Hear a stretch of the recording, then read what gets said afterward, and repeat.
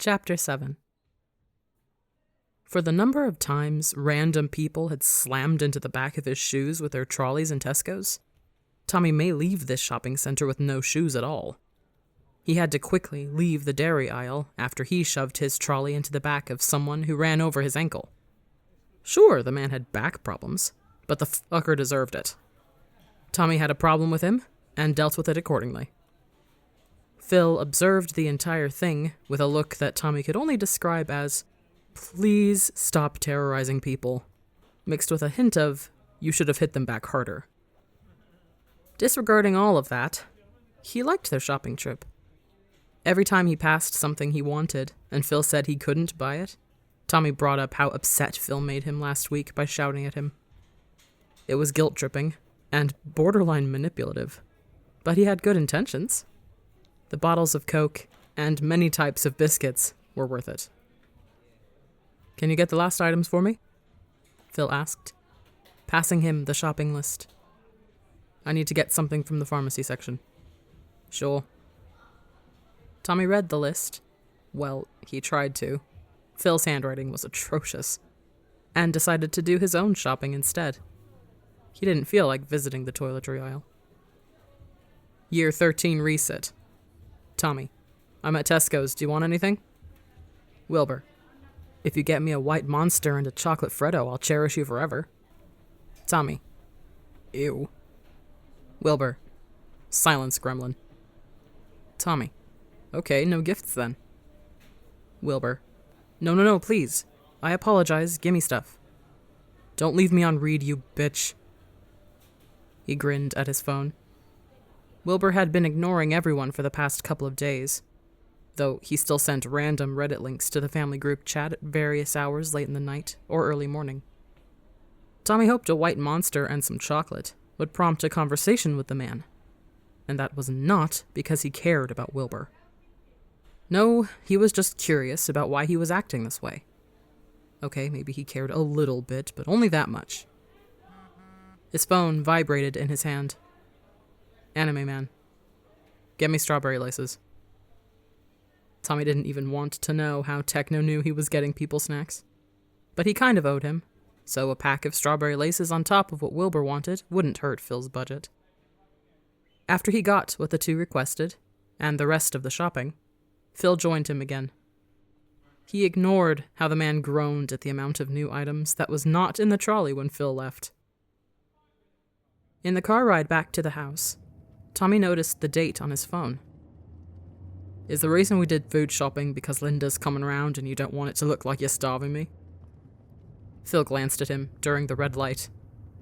"Tommy, what the fuck?" "That isn't a no."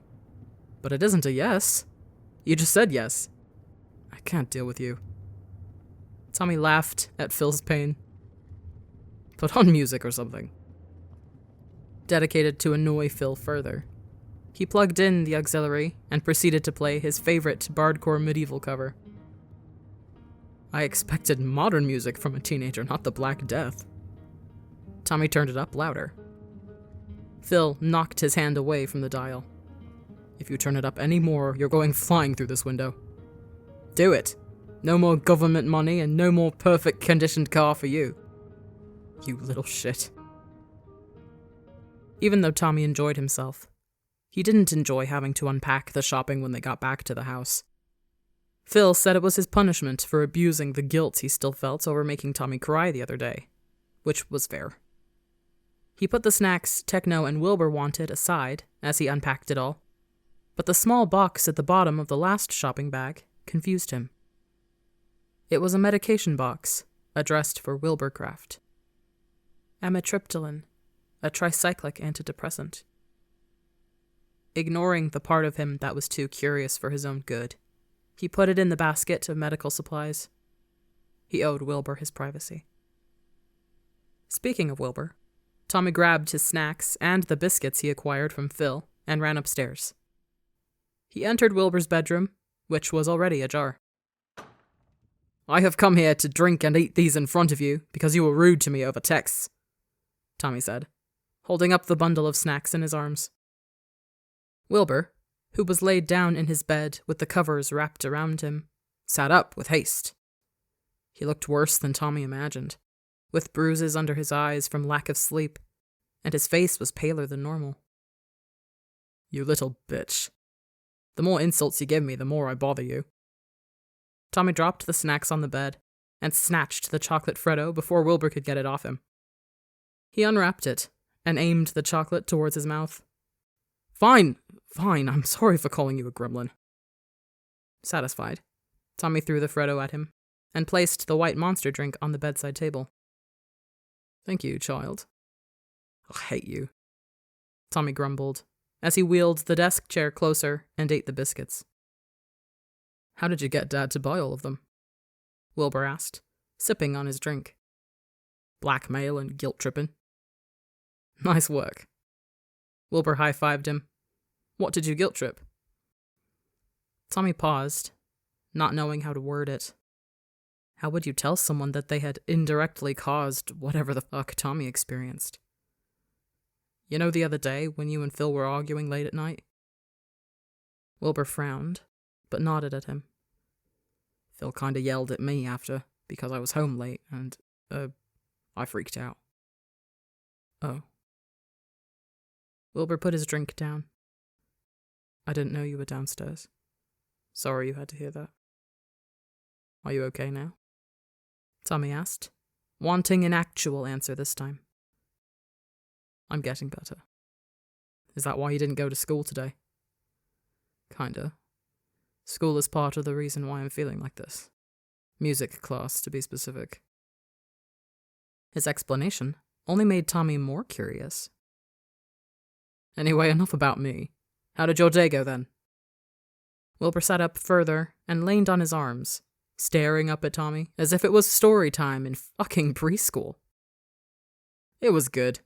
I didn't have history or PE, so I remained at peace with life." "Why don't you like history?"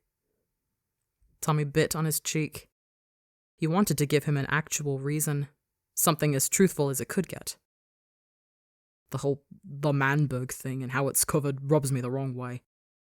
It's just so stupid.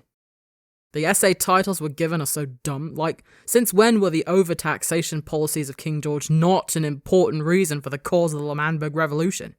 It was the main reason why people were sick of monarchy and wanted independence. The argument that greed and power were motivating factors is bullshit. There were many more examples of why he hated history, like how it was inaccurate and biased as fuck, and got his name and age wrong. In some passages, it referred to Tommy as young and his actual age, which was around 12 when the wars started. But then in others, it says he was an adult during the wars. Maybe historians didn't like the fact that they placed blame on a child and tried to justify themselves with twisting the information. I enjoyed that class, but yeah, it was weird. W. Soot especially, Wilbur said, causing Tommy to freeze at the mention of his brother. It's sad, honestly, how he manipulated his people into following him. He was doing what he had to do, Tommy said, defensive. So indoctrinating his younger brother, trying to create a dictatorship and blowing up the nation when he's rightfully kicked out for violating democracy. Killing himself and injuring the people he swore to protect are things he had to do? He flinched back into his seat, his head bleary from the reminders. What do you mean he indoctrinated his brother? Oh, come on, don't tell me you defend the guy. He was a dickhead, Wilbur rebuked. Tommy, he literally pushed his brother into becoming a child soldier and conditioned him into thinking violence and war were the only ways forward. Not only that, but when he was banished, holy shit, the stuff he wrote. The guy was fucking insane. I don't want to hear anymore, Tommy snapped, his hands digging into his chair. He wasn't aware his brother wrote during their time banished. He hardly saw him at all, and the times he was around were times he'd rather forget. Even war could break the kindest men. You all right? It's just W. Soot reminds me of a foster brother I used to have. He lied, not knowing how else to express his discomfort over the conversation. Fair enough. Sorry you had to be around someone like that. The sincerity in Wilbur's voice irked him. He didn't want to unpack that yet, or even think of the wrongdoings of his brother. He'd rather stay in denial for a bit longer, with the only surfacing memories being the times his brother taught him how to shoot a bow and ruffled his hair at his first bullseye, showering him in praise and affection. Tommy preferred simpler times before the burden of war changed everything. Anyway, keep the pack of Oreos. I'm going to get changed out of my school uniform. Tommy left the room, still bothered by what just happened. Thank you, by the way, Wilbur called out. He stopped for a moment and sighed, stretching his shoulders to try to get rid of his unease. You're still a gremlin, though. He stifled a snort and entered his room. When Tommy walked downstairs, he didn't expect to see everyone there. Techno, who was eating his strawberry laces, nodded at him, and Wilbur was sat next to him on the sofa. He heard Phil in the kitchen. Tommy collapsed onto the same sofa as the others. Can we pretend we neglect Tommy and show we're not a fit household for fostering? Wilbur said casually. Tommy pushed at Wilbur's shoulders. What the fuck? Why? I don't want to see Linda Smith. So you'd sacrifice our friendship over not seeing that prick? Tommy exclaimed, exaggerating the pout on his lips. I would sacrifice anything. Even your Spotify clout? Techno asked, his mouth full of strawberry laces. Let's not get too ahead of ourselves here. Dickhead. Tommy scoffed. Of course Spotify playlists would rank higher than people on Wilbur's fucked hierarchy. I hope Linda takes her time observing the fuck out of you guys and her note-taking makes you nervous. Techno turned to look at him. What kind of threat is that? Trust me, she's so fucking obvious when she's taking shit about you in a notepad. It didn't help that the notepad was hot pink, and the pen she used to write made a scratching sound he hated. Phil came back from the kitchen. Miss Smith is going to be here in a minute, and I swear if any of you make any jokes about belts. Belts, sir, Wilbur said, ducking to avoid a slap round the head from Phil. You know, the more you joke about it, the higher the chance it may become a thing, Techno added. Craft a belt, then. One day I will, Phil said, glaring at his son, whilst Tommy just sat there, confused as ever. To be honest, he didn't want to know the context of Beltsa either. Someone knocked on the door, and Phil moved to open it.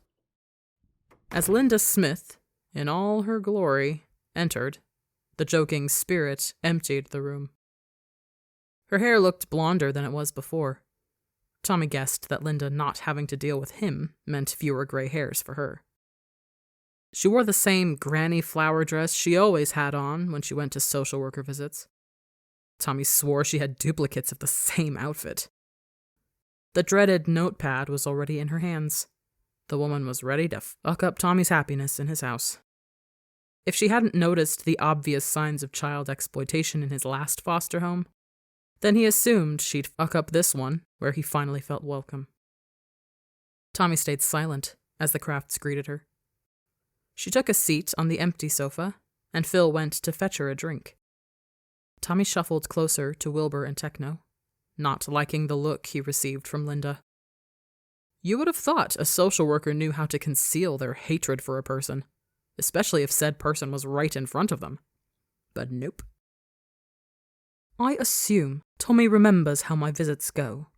After this, I'll take him somewhere private. It's protocol. It started awkwardly, like it usually did. Linda didn't help by scribbling down things every time he opened his mouth to reply to her boring questions. He didn't want to give her a detailed answer about his daily routine, or how he spent his leisure time. He understood it was necessary, but still. Whenever Phil or someone other than Tommy spoke, her facial expression changed, almost as if she was trusting their word over his. It went fine, though. Well, that was before she asked if she could see his bedroom. How come this room doesn't look well lived in? Linda asked, staring at the blank walls and the unpacked bag Tommy had beside his bed. It wasn't the craft's fault that he never liked unpacking that bag, which kept all of the things he was attached to during this life. This was something he couldn't grow out of. Or that he didn't like decorating his room. His heart dropped as Linda shook her head whilst she wrote something in her notepad. "Phil's taking me to IKEA next week, though," Tommy blurted out, the lie coming out of nowhere. "I'm the one who didn't want to decorate. Or did you forget that, Linda? I would have thought you'd remember what happened in the last house." Linda clenched her jaw and crossed out some of the words she had written. "It's still a concern I need to report."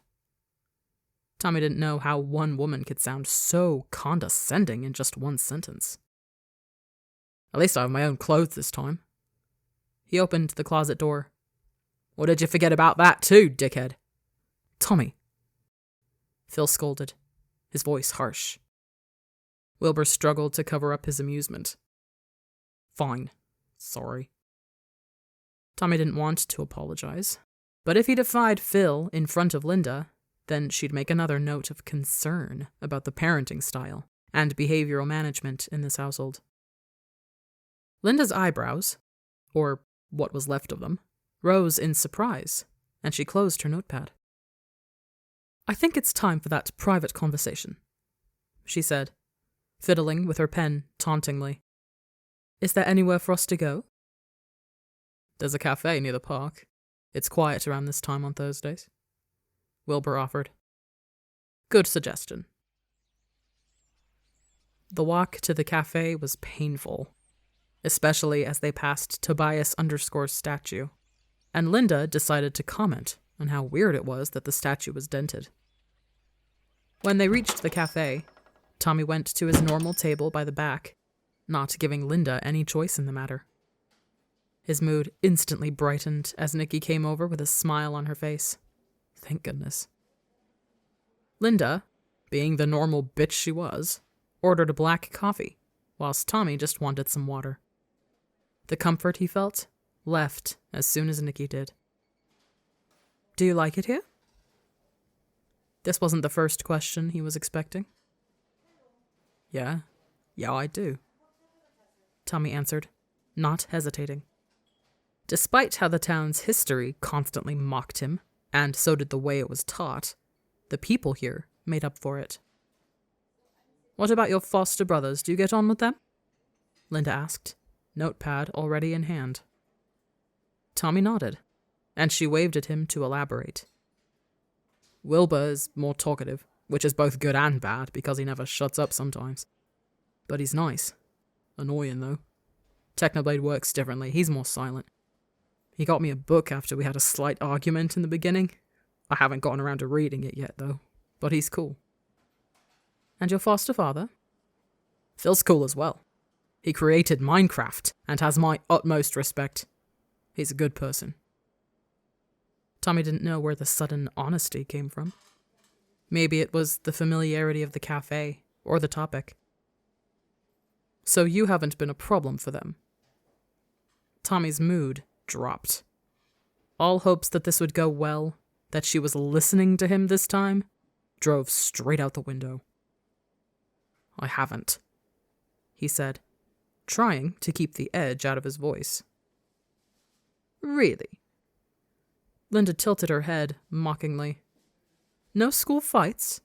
No police calls needed? You haven't lashed out at anyone?" "No." Tommy gritted his teeth, eyes narrowing at her. "So if I call up the school right now, they wouldn't say anything different?" "Why don't you ever believe a word I say?" He sneered, voice raising. "Even if it's positive, you don't fucking believe me." "Tommy, what's the point of these fucking visits or even having a social worker if anything I say doesn't matter?" Nikki came over with the drinks, but Tommy didn't care. He kept his hands under the desk, scared of what he'd do if they were close to Linda. "Look, we know your history. We need to take that into account." She spoke as if she was oblivious to the damage her words did to him. "You are such a..."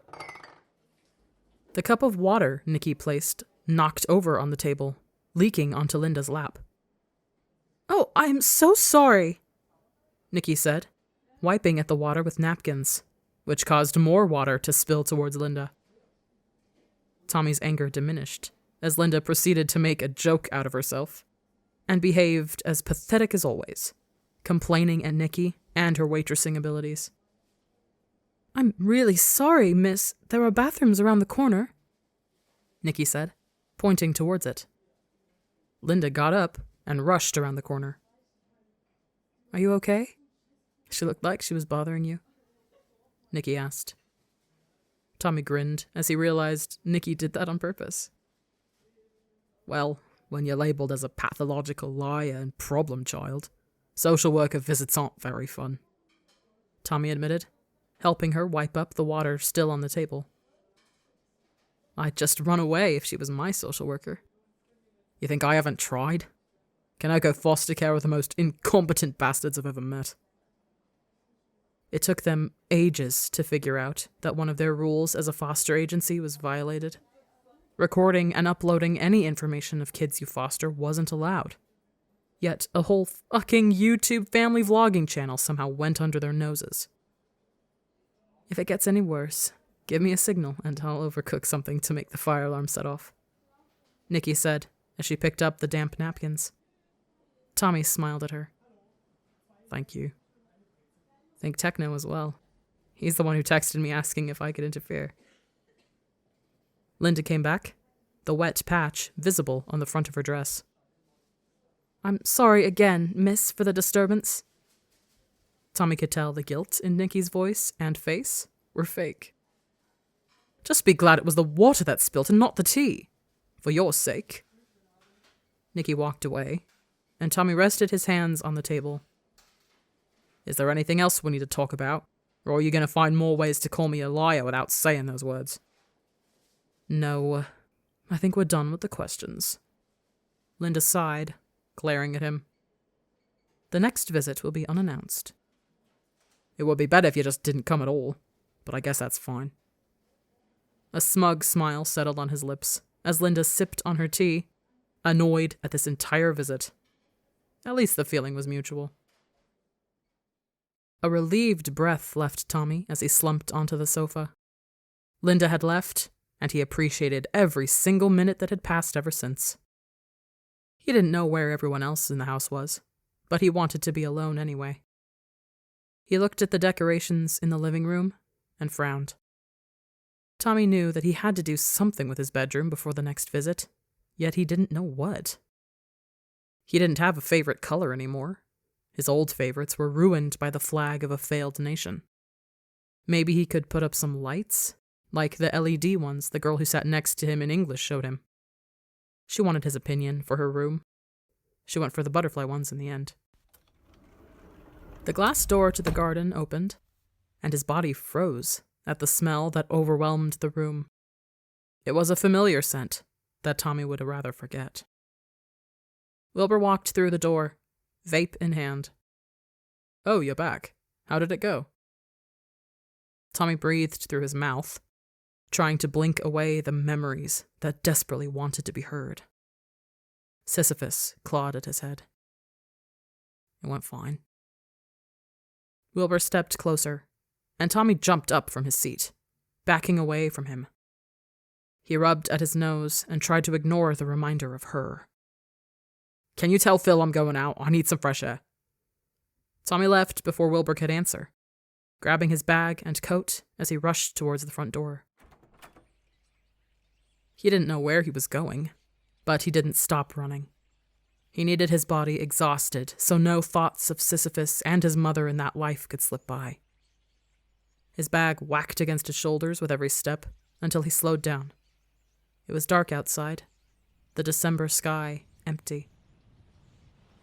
He stopped by a bench beside the seawall. The sea calmed his heartbeat. He sat down and looked up at the sky, only to see one star constellation directly above him. He joined the lines between the stars, which formed a half circle, or some kind of U-shape. Tommy reached for his notebook from his bag and opened it to the most recent page. Various drawn tables stared back at him, the boxes either ticked or crossed out. His pen hovered over the myth table named Daedalus. He drew a question mark on its corresponding box. He didn't like the idea that his myth could be Daedalus, since it would closely associate him with his past myths of Icarus and Theseus, with Daedalus being Icarus's father and the creator of Minos' labyrinth. Tommy knew he still struggled with the whole moral of hubris, something his Icarus life never let him forget. So this myth was a possibility. But if he was Daedalus, that would mean there'd be an event similar to him harming someone better than him, perhaps even killing like in the original myth. He didn't like that part. Sighing, Tommy drew a new table and unlocked his phone, opening up Google. He searched for Greek myths involving found family, but rolled his eyes at the shit sites. He wasn't looking for how even the Greeks had daddy issues, Google Arts and Culture.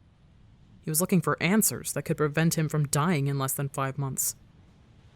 He rewrote his question and searched Greek myth tragedies involving family, and immediately deleted his search history and turned off his phone as Oedipus's wiki page appeared. Nope, he did not want his myth to be about the motherfucking Oedipus. Killing his father and marrying his mother was not something on his agenda. No thanks. He'd rather just sit out on living if he ended up being that. He closed his notebook and laid down on the bench. He stared up at the star constellation before closing his eyes, focused on the waves peacefully crashing against the seawall, and enjoying the cool breeze of the night.